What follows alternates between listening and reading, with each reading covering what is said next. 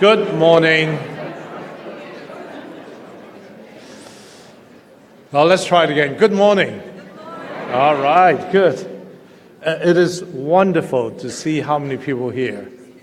I think the message to the community is very clear. You care. Thank you. So I'm Victor Dzau, the president of the National Academy of Medicine, and on behalf of my co-chairs, Derek Kirsch and Tom Naska, I'd like to welcome all of you to this very important meeting on clinician resilience and well-being. You know, this is a really important topic, a topic that's important nationally, a topic that's relevant to all of us, but a topic that matters a lot to me. I still remember that in 2000, when I was at Harvard Medical School, a medical student shot herself, self-inflicted gunshot wound at the bathroom of one of the libraries. And because we were devastated, what we were looking were what are her personal issues, what's her mental health status. And of course, things move on. We try to do a few things, and then people go on to do live their usual life. In 2004, when I went to Duke, my daughter was a freshman in medical school at Duke, and one of her really good friends also killed herself. And once again, we ask ourselves a lot of soul-searching, what went wrong, etc. But we didn't know, of course, that this is in fact a very prevalent situation. Just yesterday, I don't know if you saw, the New York Post reported an NYU medical student who hung herself. So this is not a one-off event, not a few isolated events. We now know, of course, it is a national crisis. Over the last few years, much more recognition of this issue. Many people have written about their own and other people's experience. And undoubtedly, you're all here because you recognize the importance of this issue, the importance of clinician well-being, the importance of their resilience, and the importance of what we do to support them. So I know you know this data really well, but I think it's alarming when you look at the decline in the clinician well-being. Just look at this epidemic of burnout among physicians, both in training as well as those in practice. This data shows you that physicians have twice the risk of burnout as the general population, and satisfaction of work-life balance was 1/3 less than general population. Furthermore, physician rates of depression, suicide ideation remain alarmingly high at 39%. You know, and then if you look at, this is of course not unique to the physicians, this is to all health workers, nurses and other health professions. You can see the data on the nurses, high prevalence rate of symptoms of post-traumatic stress disorder and emotional exhaustion. This trend is alarming in itself when you think about this, but think about the consequences to our providers, our friends, and the people that we work with. But also think about the impact on patients and society. Burnout has been linked to self-reported errors, patient dissatisfaction, decreased ability to express empathy. Burnout results in familial problems, stress-related illness, and automobile accidents and substance abuse. I know that when I was in training, I experienced that. In fact, one morning when I was driving home from the VA home, the car went off the road into someone's backyard. And, you know, whether it's exhaustion, whether it's burnout, it is something that we cannot live with. So needless to say, these facts are really disturbing, and we must act urgently to reverse these trends. So when we take a step back, of course, everybody wants to know, how did this all happen? Did it happen suddenly? Did it happen step by step? Did we fall asleep at the wheel, literally or figuratively? Well, I think that these are some of the factors I'm not saying it's exhaustive factor or the list comprehensive, nor am I putting any weight. But suffice to say, when you look at the issue of burnout for clinicians who really want to do well, the stigma and fear of vulnerability, of course, is very, big issue. But also the environment of reimbursement, the environment of electronic health record, digital environment, the organizational leadership, that is the C-suite, the people who are actually responsible for your work life are perhaps somewhat immune to this problem. The learning environment's been very stressful, and of course, there is, at the end of the day, a big problem called culture of silence. So when we think about all these issues, of course, we think that this has to be more than individual, because so much blame can be placed on an individual that you're just not tough enough, or that, in fact, you just want too much from yourself. But really, this is a systems issue when you look at all those things. It's a constellation of things that are all kind of poorly dealt with, and coming together create this horrific environment of burnout and depression. So, we hear from our colleagues in practice, we hear from our trainees that they have so little time to themselves, little time to each other, but they're even more worried they have no time for their patients. And so I think there's no question that you being here, you caring about this topic, that we need to do something about this, and that's why we're here. So at the National Academy of Medicine, we're very fortunate that this issue has become one of our central driving issues, but fortunate in the sense that good people, good friends, are the ones who came to me to say, look, you got to do something, you are a neutral convener, this is the right place for all of us to come together because you can be that driving force to make it as a collective action. And I give credit to Derek Kirsch, Tom Nasker, my two good friends, they're my co-chairs, who came to me with this issue. They say, this is back in the December of 2015 when they brought this to my attention. And of course, in our usual way, we need to do some planning meetings, look at this issue, and it took us about maybe 3/4 a year to kick off the initiative. But I want to thank them first for their leadership, as well as all the others who joined us to make this collaborative a reality. So where's Daryl and Tom? Thank you. Thank you. Well, to me, it's one of the best things that we have done at the National Academy because we are working with all of you wanting to have collective action. And that's what we're good at doing, convening all of you together and let you be the leader and be the stakeholder to determine what we should do together. So that's why this whole thing is called an action collaborative. An action collaborative is one at the National Academies where we convene, we help coordinate, but you lead. So this collaborative, which I'll describe to you, is what we are, one of the reasons we're meeting today, and you're going to hear a lot of work that's being done throughout the collaborative. But the goals as we set up, and we launched it back in January 2017, a little bit a year and a half ago, or less, 4 months, is in fact looking at to raise the visibility of clinician burnout, depression, suicide, and stress. Now, this may be obvious to you. You say, I see this every day, but I don't think the world really is quite aware of this. I'll come back to that later because in my effort to raise money for a consensus study, I realized how many foundations are just not, this is not in their space. Oh, we are into health equity, really important. We're into this, but this is something that's new to them. And I'll come back to say how you have helped us to move this forward because you know about this.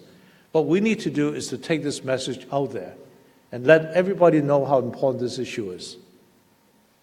I said earlier about the implications on patient care. I say to some of the people, I said, imagine if you're in the plane, 737, and the pilots burn out, how would you feel about that, right? I mean, that's really startling if you think about what people are not aware, that so much of what we do is so important to the welfare of everybody. We want to have an improved baseline understanding of the challenges to clinician well-being, and of course, we want to advance evidence-based, which is what we do so well in Academy, and multidisciplinary solutions that will improve patient care by caring for the caregiver. So when we first started this meeting, it was really, believe me, it's one of the easiest things that I've done by simply telling people we're working on this. The knowledgeable, caring organizations all said we want to be part of this. So our first meeting already has 60 participants representing whole spectrum, not just doctors and not just nurses, pharmacists, dentists, all the professional societies and membership organizations, government agencies, CMS, the VA, health IT vendors. We got them to the table. We say, look, you have to be part of the solution. You have to be aware your products are, in fact, part of the issue and part of the solution. Healthcare centers, the C-suite people, payers, of course, researchers, trainees, really importantly, of course, trainees and early career professionals. And of course, at the end of the day, we serve patients, and it is patients and consumer or people-centered perspectives. So we had this phenomenal group of people coming together, and quickly, people step up to say, we'll provide sponsorship, because none of these projects can be done without sponsorship, staff time, organizing all this stuff.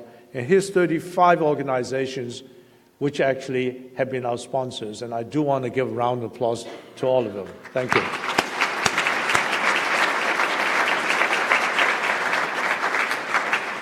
I think what's really, really exciting to me is everybody who comes to the table are not only coming to talk, but they really want to have action. They really want to work, do things together.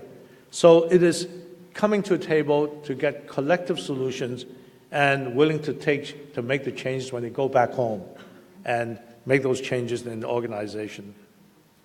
So I just want to say this again, the leadership team, and I have to say, without Daryl and Tom, believe me, my work would be so much more challenging, but they bring so much to the table, not only themselves, of course themselves, but the organization behind this.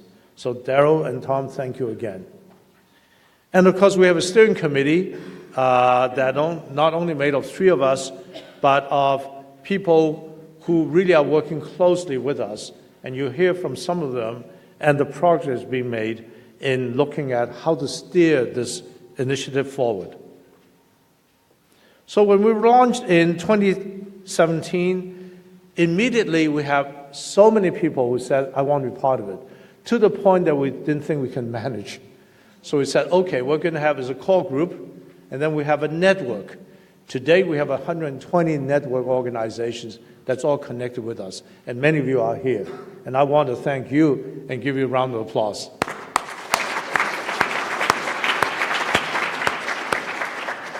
The network's important because we realize we're serving everybody, not just a small group of us talking. And to the extent that we can work with you, communicate with you, find ways to, in fact, collaborate, I think it will be a lot more powerful as an initiative. So this, as a collaborative, got together and say, what are the 5 areas we want to work in together? We can't do a dozen or 2 dozen, but what are the 5 priorities? Very quickly, the steering committee and the core group said, look, we obviously need more research and data. After all, just like many other areas in public health, I would call that, you need to understand the root cause, you need to understand what intervention to take, you need to understand, therefore, evidence-based policy making. So research, data, and metrics. Daryl pointed out that we need a conceptual model because this is, in fact, a very big problem. And we need all to be able to see what are the pieces that bring this together, putting patients in the center. because that is really what it's about. And I'm sure you're going to see that model later on in some of the presentations.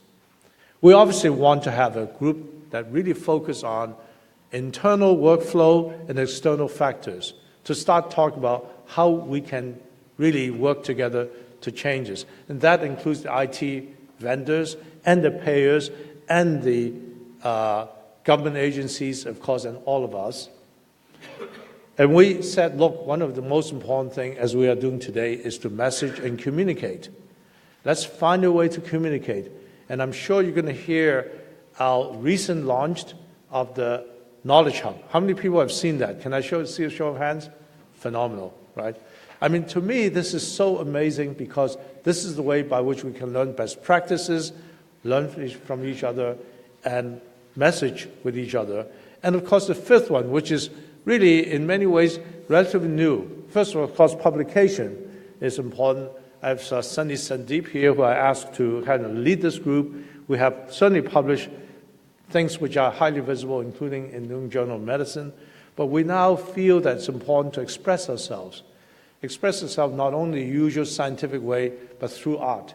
And you're going to see a lot of really very exciting art exhibit, getting people to kind of be able to see that, in fact, this whole issue is comprehensive, not just simply restricted to work issue alone.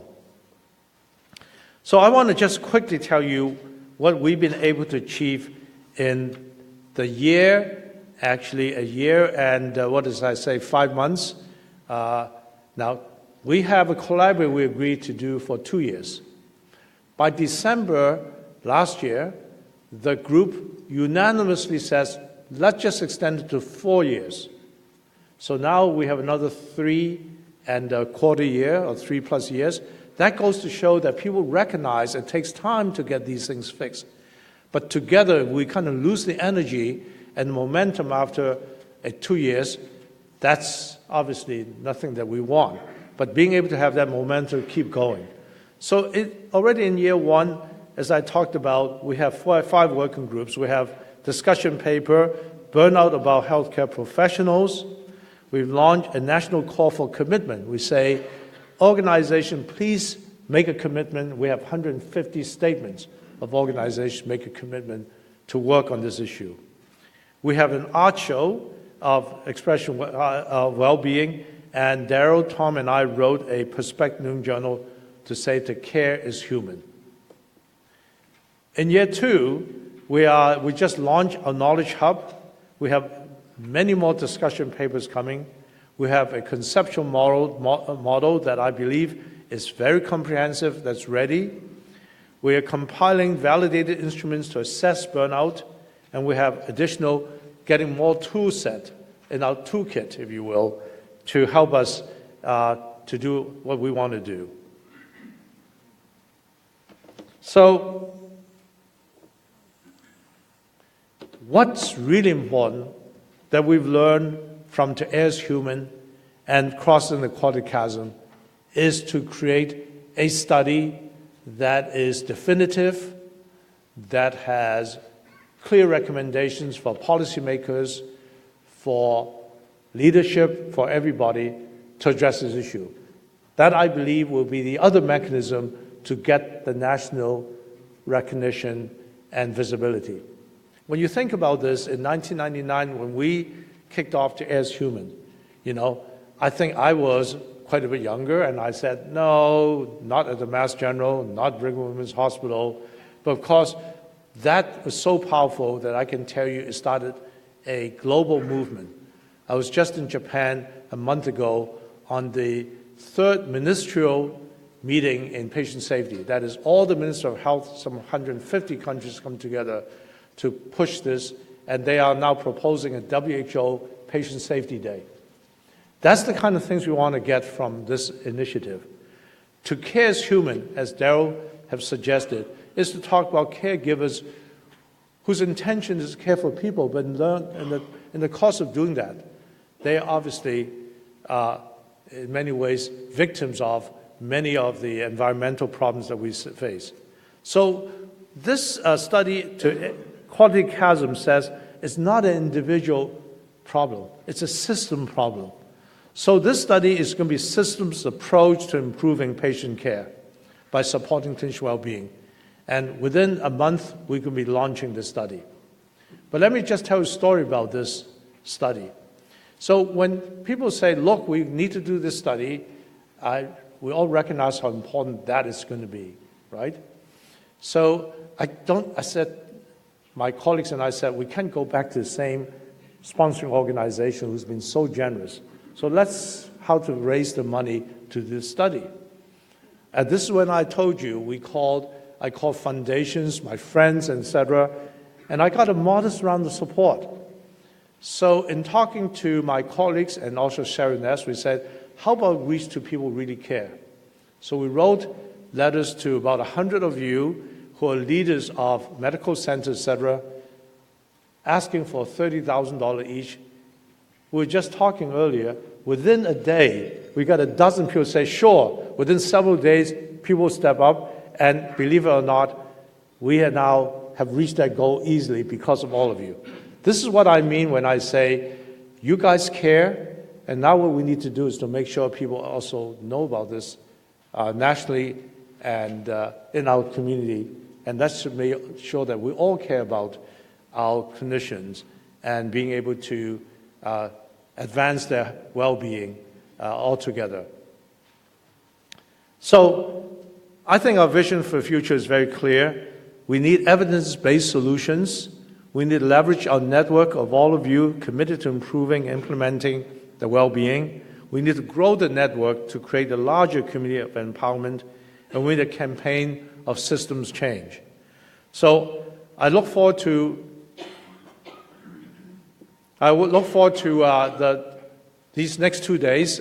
It's promised to be highly energetic, highly productive, and highly caring. And I'm going to turn now the meeting over to Charlee Alexander, who's been the leader, the director of this particular program. She and the team has just done a bang-up job, and she's going to tell you about the meeting objectives. Thank you very much.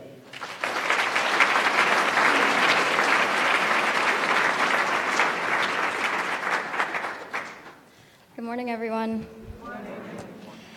I'm delighted to be with you today. I'm going to put this slide up while I do some intro remarks. I hope that everyone can connect to Poll Everywhere.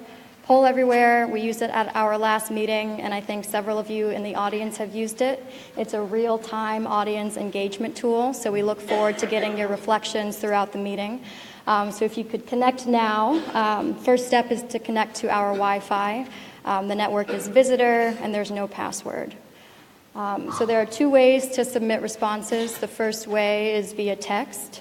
So if you were to text well-being 2018 to 22333, you'll be connected to the system. Please make sure it's well-being 2018, not wellness 2017. So it has to be well-being 2018. Alternatively, you can go to an internet browser and pull up pollev.com/wellbeing2018. And so we're a bit behind time, so I'm going to whip through these remarks. I would just first like to start by acknowledging the staff team that works very hard on the Action Collaborative and is responsible for today's program. So if you could stand when I call your name, and don't be embarrassed, we want to celebrate you. So Mars Zindel, Imani Rickerby, and stay standing. Imani Rickerby, Cheryl Nass, Kira Capalucci, Mark Meisner, Laura DeStefano, Jenna Ogilvie, Ivory Clark, Salim Balatbat, Laura Ayupa, and our fellow Amar Sheth. Please join me in a round of applause.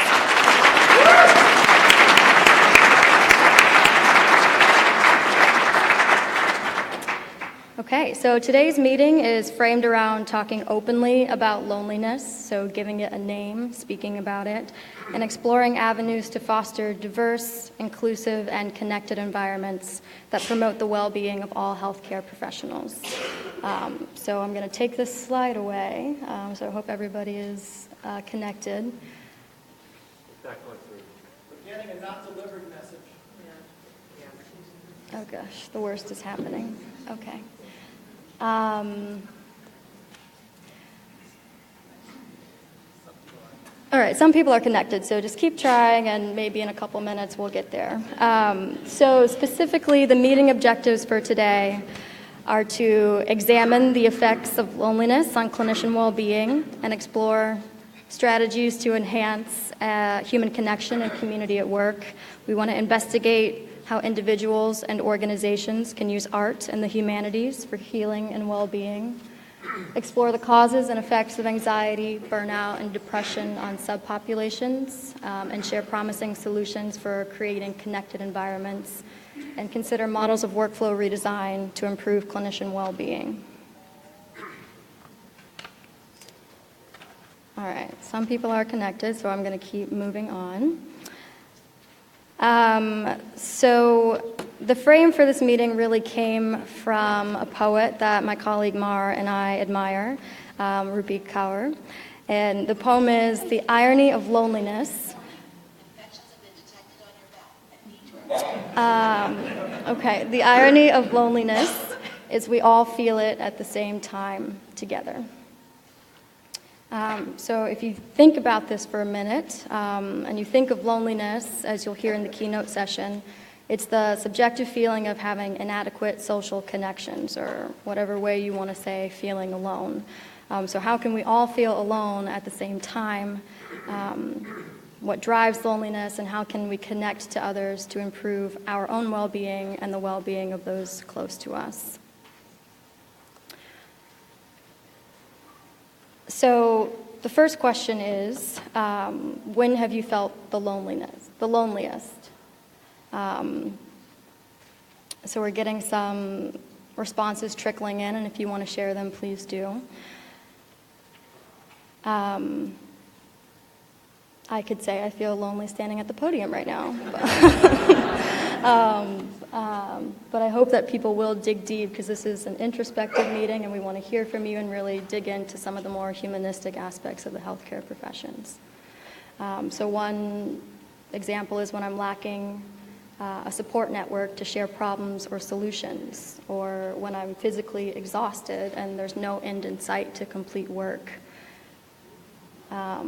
As Associate Dean of Lifelong Learning, when extraordinary amount of system resistance and pushback resulted in me being completely burned out.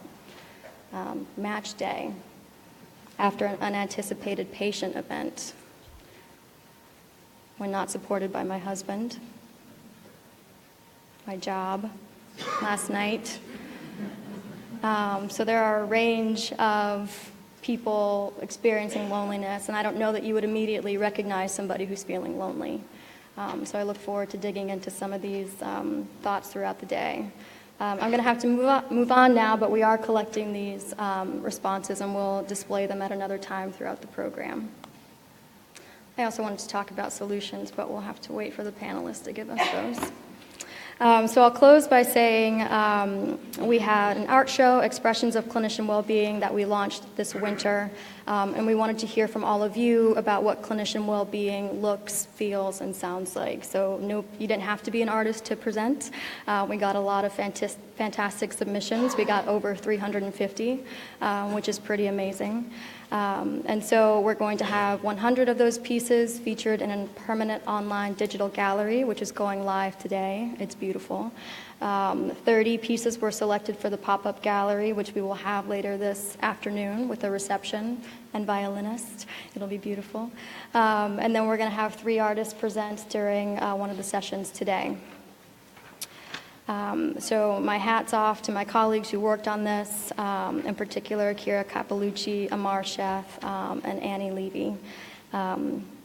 And I think I'll end it there for the sake of time, but we look forward to engaging with you throughout the day.